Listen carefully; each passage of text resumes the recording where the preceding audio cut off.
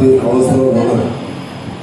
మరోవైపు ఏమో ఇంకా కమ్యూనిస్ట్ పార్టీతో పని ఏముంది, కమ్యూనిస్ట్ పార్టీ అవసరం ఏముంది, కమ్యూనిస్ట్ పార్టీ చెప్పేది మేమే చేస్తున్నాం కదా అని కొంతమంది చెబుతున్నారు.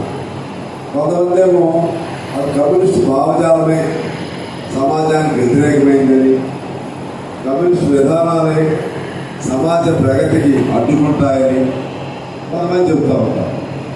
కానీ వాస్తవం ఏమిటి? ఇవాళ ఎక్కువ వివరం లేదు చెప్పు.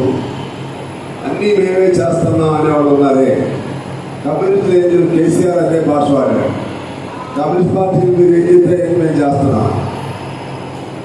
కమ్యూనిస్ట్ పార్టీలు దోపిడీ చేయమని చెప్పి చెప్పు, నేను చేస్తున్నా అని చెప్తూ కమ్యూనిస్టులు చెప్పిన పరిభాషలో పేదాలకు మేలు చేస్తున్నా అని చెప్తూ దానికంటే మించి కుటుంబ బలమైన దోపిడీ చేశారు. కమ్యూనిస్టులు ఎప్పుడైనా దోపిడీగా విన్నారా? ఇవాళ జనగామ జిల్లా ఉంది. జనగామ జిల్లా త్యాగాల జిల్లా, త్యాగాల ప్రాంతం, త్యాగాల గడ్డ. జనగామలో ఏ కమ్యూనిస్టు కూడా దోపిడీ చేయలేదు. దోపిడీకి వ్యతిరేకంగా పోరాటం చేశారు కమ్యూనిస్టులు. అందుకని కమ్యూనిస్టులు ప్రతి ఒక్కరికి తిండి, బట్ట, ఉండడానికి ఇల్లు, చేసుకోవడానికి పని, చదువుకోవడానికి చదువు, సౌకర్యాలు కావాలి. ఇవన్నీ కమ్యూనిస్టులు ఎప్పుడూ కోరతారు. కమ్యూనిస్ట్ పార్టీ అంటేనే కమ్యూనిజం పుట్టిందే మనిషి కోసం. కమ్యూనిజం పుట్టింది, మనిషి బాగుండాలనే కమ్యూనిజం సిద్ధాంతం. అవన్నీ కూడా వాళ్ళు చెప్తారు. మన రాజారెడ్డి గారు వాళ్ళు చెప్పుకుంటారు. కమ్యూనిజం పుట్టిందే ఈ సమాజంలో ఉన్న దోపిడీకి వ్యతిరేకంగా. ఒకరు శ్రమ చేస్తుంటే ఆ శ్రమను దోపిడీ చేసేవాడు మరొకరు ఉండి, శ్రమ చేసేవాడేమో అలాగే ఉంటే దోపిడీ చేసేవాడేమో అవినీతి అనవేరులాగా అనకొండలాగా పెరుగుతున్న వాళ్ళు ఉన్న పరిస్థితుల్లో ఆనాడు మార్క్స్ అనేక అధ్యయనాలు చేసి అసలు సమాజంలో అంతరాలు ఎందుకు వచ్చినాయి? పుట్టినప్పుడు అందరూ సమానమే కదా, సృష్టి మొదలైనప్పుడు అంతా సమానత్వమే కదా, ఎందుకు అంతరాలు వచ్చాయి? ఎందుకు కొంతమంది పేదవాళ్ళుగా ఉన్నారు? ఎందుకు కొంతమంది ధనవంతులుగా ఉన్నారు? ఎందుకు కొంతమంది భూస్వాములయ్యారు? ఎందుకు కొంతమంది రాజులయ్యారు, లేకపోతే చక్రవర్తులయ్యారు? ఏమిటని అధ్యయనం మార్క్స్ చేశాడు. మార్క్స్ ముందు కూడా అనేక మంది చేశారు. అసలు ఇది ఏమిటి, ఎందుకు ఈ తేడాలు ఎందుకు వస్తున్నాయి అని అధ్యయనం మార్క్స్ ముందుకు చేశారు. దీన్ని బాగు చేయడానికి ఏదో మార్గం చెప్పాలని చాలా చాలా శాస్త్రవేత్తలు మిగిలినని ఇంకా చాలా మంది అధ్యయనం చేశారు. అదేవిధంగా కొన్ని మతాలు కూడా ఆ రోజుల్లో ఆదిమ సమాజంలో ఇప్పుడున్నట్టుగా మతాలు కొట్టుకోమని ఎప్పుడు చెప్పలేదు. ఏ మతం వాళ్ళ హిందూ మతం, అప్పుడు హిందూ మతం అనేది లేదు.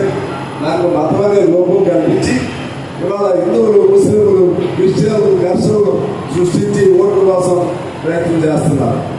ఆ రోజుల్లో బౌద్ధ మతం వచ్చింది, తర్వాత ఇస్లాం మతం, 6వ శతాబ్దంలో ఇస్లాం మతం వచ్చింది. అంతకుముందు ఇవాళ మనం చెప్పుకుంటున్నాం కదా, క్రీస్తు పుట్టిన తర్వాత 2022 అంటే 2220 సంవత్సరాల క్రితం క్రైస్తవ మతం పుట్టింది.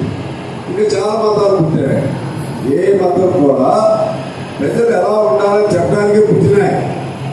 ప్రజలు ఎలా ఉండాలి, ఎందుకంటే ఆ రోజుల్లో ఎలా బతకాలి, ఎలా ఉండాలి అని తెలియని రోజులు.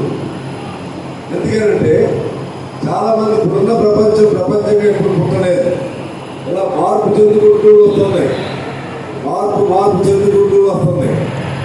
ఈ మనిషి పుట్టింది ఎప్పుడే అంటే కొన్ని లక్షల సంవత్సరాల క్రితం మన మూల దాతలు పుట్టింది. అది ఏకకణజీవి అంటారు. కొన్ని లక్షల కోట్ల సంవత్సరాల క్రితం అది చిన్నగా మార్చుకుంటూ వస్తూ చివరికి అవన్నీ సరీసృపాలు అంటే నేల మీద పాకే జంతువులు, చేపలు, రూపం దాచుకుంటూ చివరికి కోతి రూపం వచ్చినాక కోతి రూపం నుంచి మనుషులు మొదలై అది కోతి రూపం శ్రమలో ముందు కాళ్ళేమో చేతులు అవటం, కాయలు కొట్టుకోవడం, చెట్లు ఎక్కడం, వెనక కాళ్ళు ఉండటం, ఇలా కోతి రూపం మనిషి మనిషిగా మారడం చెంది ఆ మనిషి దాదాపు 50,000 సంవత్సరాలైంది. ఆధునిక మనిషి, మనకి చరిత్ర తెలిసిన మనిషి, లేకపోతే కొన్ని చదువులు సంజయులు చదువు కూడా ఈ 2,000 సంవత్సరాల క్రితం తాటాకుల మీద రాసేవాళ్ళు జ్ఞానం తెలిసి ఒకటే. ఎప్పుడో ఒకసారి ఈ వేల సంవత్సరాల్లో ఒక్కోడొక్కో దిక్కు వెళ్ళిపోయాడు. ఆ విధంగా సృష్టి మొదలైనప్పుడు, తల్లి గర్భం నుంచి పుట్టినప్పుడు వీడు హిందూ అని, వీడు ముస్లిం అని, లేకపోతే తల్లి గర్భం పుట్టినప్పుడు ఒక రాజు పుట్టాడు. వీడు 1000 ఎకరాలు మెడగ తగిలించుకుని ఏమీ లేని వాడు. నిన్న ఒక రకంగా ఉంటాడు, ఇవాళ ఒక రకంగా ఉంటాడు, రేపు ఒక రకంగా ఉంటాడు, అంటే సంపాదించుకుంటూ ఉంటారు. ఈ విధమైనటువంటి దోపిడీ తర్వాత వచ్చింది. ఈ దోపిడీకి అర్థం ఎందుకు ఈ దోపిడీ అని పాతవన్నీ చదివి మళ్ళీ కొత్తగా ఒక అన్వేషణ చేసి శ్రమను మరొకడు దోపిడీ చేయటాన్ని, దానివల్లే దోపిడీ వ్యవస్థ వచ్చింది. నువ్వు చేసే శ్రమను ఆ శ్రమకు తగ్గట్టుగా నీకు జీతాలు ఇవ్వకుండా, అదనపు విలువ అంటారు, ఇవ్వకుండా దాన్ని దోపిడీ చేస్తూ నీకేమో బతకడం కోసమే జీతం ఇస్తూ మిగిలినంత ఇంకోవైపు తీసుకునేటువంటి వాళ్ళ వ్యవస్థ ఉంది. ఈ దోపిడీ వ్యవస్థను మార్చాలనే ఉద్దేశంతో మార్క్స్ బోధనల ప్రకారం, మార్క్స్ సూచన ప్రకారం కమ్యూనిస్ట్ పార్టీ వచ్చింది. అంటే కమ్యూనిస్ట్ పార్టీ దాని అర్థం ఏంటంటే సమాజంలో దోపిడీ లేని వ్యవస్థ కావాలి. దోపిడీ ఎక్కడున్నా సరే దోపిడీకి వ్యతిరేకంగా పోరాటం చేసేటువంటి కమ్యూనిజం ఉండాలి. ఇది కమ్యూనిస్ట్ సిద్ధాంతం యొక్క విలువ. ఎవడో చెప్తారు మీరు చేసేది మేము చేశాను, చేస్తాడు. మరి మీరు చేసేది మేము చెప్పేది చేయాలంటే కొంతమంది 1000 కోట్లు ఎలా పెరుగుతాయి, కొంతమంది పేదవాడిగానే ఎలా ఉంటాడు, కొంతమంది బాగా ఉన్నట్టుగా పేదవాడు కాదు నేను బాగానే ఉన్నాను మీరు అనుకుంటారు. నేను బాగానే ఉన్నాను, వెనక మా నాయన పంచి కట్టుకుండేవాళ్ళు, మేము బ్యాంక్ వేసుకుంటున్నాం, ఇంకా మీ దగ్గర పంచి కట్టుకోవాలి కనపడుతున్నారు చాలా మంది. వెనక తలకి జుట్టుముడి ఉండేది, మేము కాపు చేయించుకుంటున్నాం, మేము బ్యాంకులు వేసుకుంటున్నాం. లేకపోతే వెనక టీవీ లేదు, మాకు టీవీ ఉంది, వెనక రోడ్ లేదు, మాకు రోడ్డు ఉంది, కరెంట్ లేదు, మాకు కరెంట్ ఉంది, కాబట్టి మేము బాగున్నామని మీరు అనుకోవచ్చు. కానీ అంతే వైపు ఆ సంపద మనకి భిక్ష, అది కొన్ని ఎంగిలి వెతుకులు, దాంతో మనం కూడా ఇది ఆడ అవసరం కోసం ఏర్పడయ్యే సంపద ఇది. ఇవాళ అట్లని చెప్పి పేదవాడికి కూడా ఉపయోగపడుతుంది. కానీ పేదరికం నుంచి నువ్వు ఎంత పడతానని అనుకుంటున్నావు, అంతకంటే మించి వేల లక్షల కోట్లు ఇంకోవైపు పోతారు. 1000 లక్షలు ప్రాధాన్య అంబానీలు ఉన్నారు. అంబానీకి అయితే ఒక ఇల్లే కొన్ని ఊళ్ళంత ఇల్లు ఆయన, ఒక ఇల్లు తన ఇల్లు అనేక ఒక మండలము 2-3 మండలాలు ఉన్నంత ప్రాంతంలో ఒక ఇల్లు ఉంటుంది. కొన్ని 1000 కోట్లతో ఇల్లు ఉంటుంది.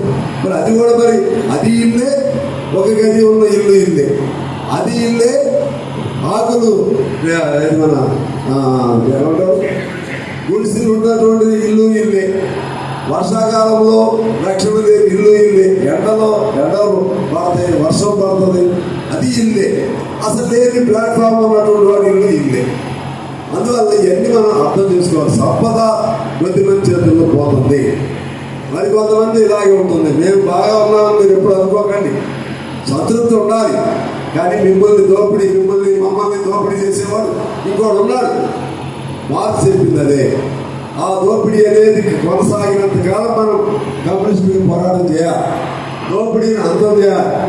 దోపిడీని అంతం చేసిన తర్వాత, దోపిడీ అంతం అయిన తర్వాత కమ్యూనిస్ట్ పార్టీ పని అయిపోతుంది.